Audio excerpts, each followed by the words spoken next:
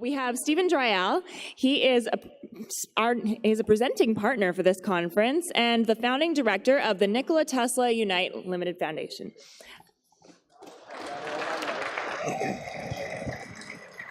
Thank you. Thank you for the introduction. As you heard, my name is Stephen Dryall, and I'm here to talk to you today about tokens, forks, cryptocurrencies, and do you know how to evaluate them? So I'd like to start this off with a show of hands.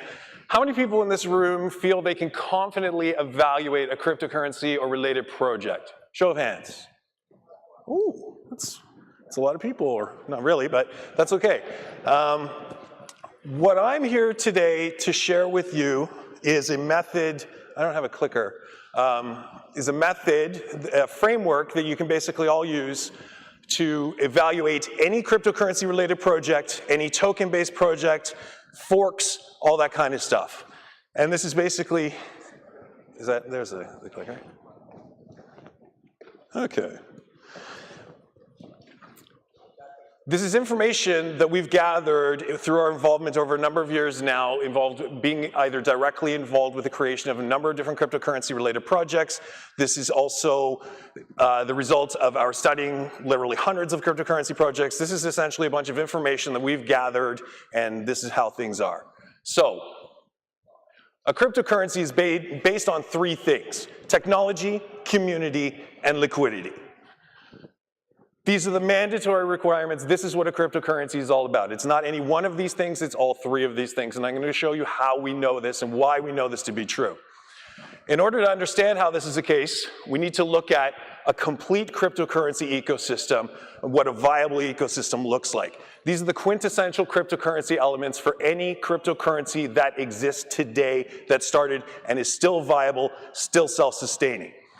As you can see, most cryptocurrencies will start off with a white paper and or some source code. Maybe even those things might be combined or related at the offset. Eventually what happens is all of these things get built out. In the middle of this is a viable cryptocurrency. That cryptocurrency is surrounded by all of these elements. All of these elements are required. All of these elements have been shown to be required for any viable cryptocurrency system or ecosystem or economy. Bitcoin has all of these things and many of these things, multiple of these things. Any of the big cryptocurrencies that you look at, whether it be Ethereum, Litecoin, go down the list, any of the top cryptocurrencies have a very robust and diverse portfolio of all of these elements. All of these elements can actually even be quantified if you like. So you can basically tie them into essentially entities. So when you're dealing with source code repositories, different projects, different code bases represent those elements. Clients and servers and nodes, those are quantified by computers that are located by IP addresses, all these types of things. You can quantify articles very easily. Evangelism relates to people, PR, et cetera. Even exchanges, merchants, you can quantify how many exchanges a coin is listed on, and that'll give you an indicator of how popular, how viable it is, et cetera. Same with merchants. When you look at how many people accept a currency or a cryptocurrency in exchange for goods and services, this gives you an indicator of viability. And any successful cryptocurrency, any viable, self-sustaining cryptocurrency has all of these things. All of these things can essentially be broken down into 6 categories. You can see now these categories, they're loose categories. Some of the elements can cross over or overlap, but for the most part, these are distinct categories that describe all of the elements that are required for a cryptocurrency to be viable. 6 categories. So user experience, it's basically your front end, your front-facing side of things. That's how people interact with the cryptocurrency and do things. Again, those things can cross over. You know, the user experience potentially relates to clients, but it could also, it's Block Explorer, merchants, and all that. But it's a distinct category. Documentation is pretty clear. That covers white papers, articles. Basically, if it's written down, that's our documentation category. Awareness is also about education. So this is basically getting people to know about what we're dealing with in our cryptocurrency ecosystem. Conversion, also redemption. This is our ability to convert the cryptocurrency in the economy that we're talking about into something else.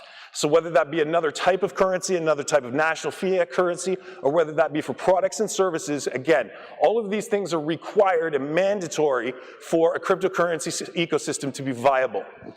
APIs and Block Explorer, those things tie in. Those are on the integration side of things, which again, those aren't necessarily front-facing. Those aren't necessarily related to conversion or documentation awareness, but we do need to be able to tie things together. That gives us our integration category. And then finally, we have our network category, which is behind the scenes. Those are the nodes and all the other fun stuff that basically makes the guts of the cryptocurrency ecosystem work, but aren't necessarily front-facing, aren't necessarily directly dealing with people, et cetera. So from here, now we can basically take a look at these 6 categories that cover all of our quintessential elements. These 6 categories are break into 3 distinct groups: technology, community, and liquidity.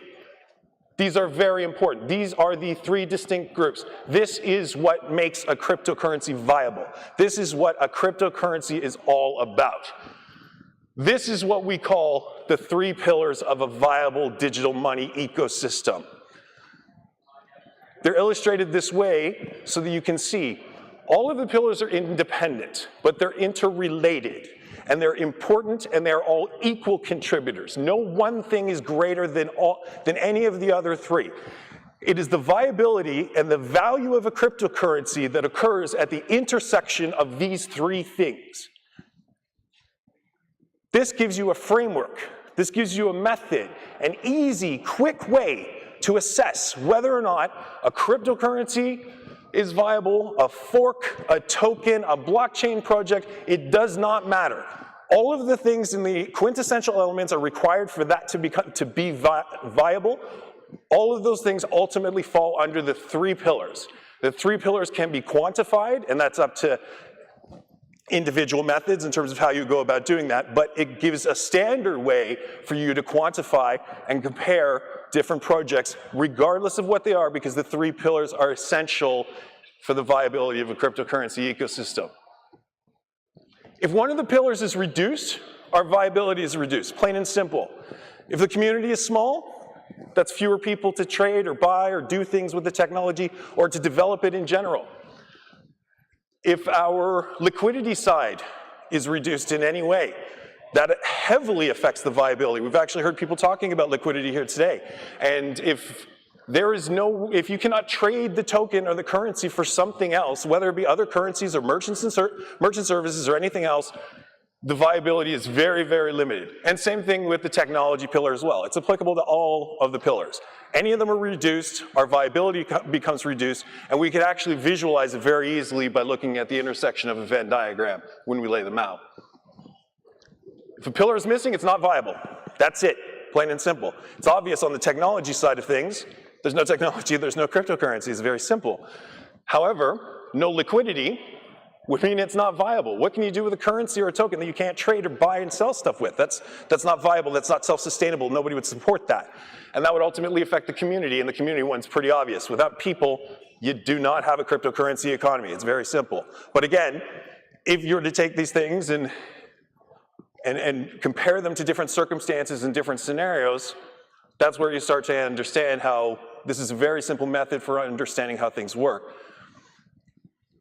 We actually have some different things you can see here. Whether or not we're talking about tokens, forks, cryptocurrencies, it does not make a difference. This method is very simple and it's applicable to all of them. These are things that we've been following for the last few years, and like I said, we've studied this and we've been directly involved with a number of different projects. Any cryptocurrency or related project that is built following these 3 pillars, if they have all 3 pillars in place, the cryptocurrency is viable. If any of the pillars is missing, it is not viable. End of discussion. If any of them is reduced, so if there are any single dependency points or any centralization points, anything like that, those are reductions in the size of the pillar and the robustness of the pillar, so that limits the abilities and the viability of the cryptocurrency. One of the reasons why we know this, we've actually had a number of people talking about it, it's one of the things that is talked about these days, has to do with the early stage of the industry that we're in right now. And this is actually comparable to the web, the internet of the 90s. Where basically back in those days, people were talking about websites and, oh, we should get a website for a company and let's have a meeting and discuss what that entails. So there would be meetings and companies would decide, you know, okay, we should have a page that's about the company. We should have a page where we're going to talk about our products and services, and Oh, there should be a page where we can contact people. These are meetings. This is a big thing. This is a big, because nobody knew what the standard issue thing should be for a web page. Nowadays, it's a given. Everybody laughs. Of course there's an about page. Of course there's a contact page, etc. When the web started, those standards, that common knowledge didn't exist. Today in blockchain and cryptocurrency, that common knowledge doesn't exist yet until today. That's what I'm here to present, the 3 pillars. So when you look at the quintessential elements that I offered earlier, those are things that we have established and learned through practice, that those are the mandatory quintessential requirements for a viable cryptocurrency. That's how we know and that puts us into the early stages of the web. So same thing, we look at all of those things where now, this is a new reveal. Not too long from now, this will be the standard issue, just like web pages are now in terms of how they should be laid out. This will be the standard issue in terms of how cryptocurrency should be deployed. Any cryptocurrency that follows these 3 pillars and has them all in place is a viable cryptocurrency. That's the projects that we work on. We've done it. We're doing it. That's what we do. So that basically tells us cryptocurrency is 3 things, equal things. All 3 are important. No one is more or less important. Technology, community, liquidity. That's what a cryptocurrency is all about. My name is Steve Dryall, and thank you for your time.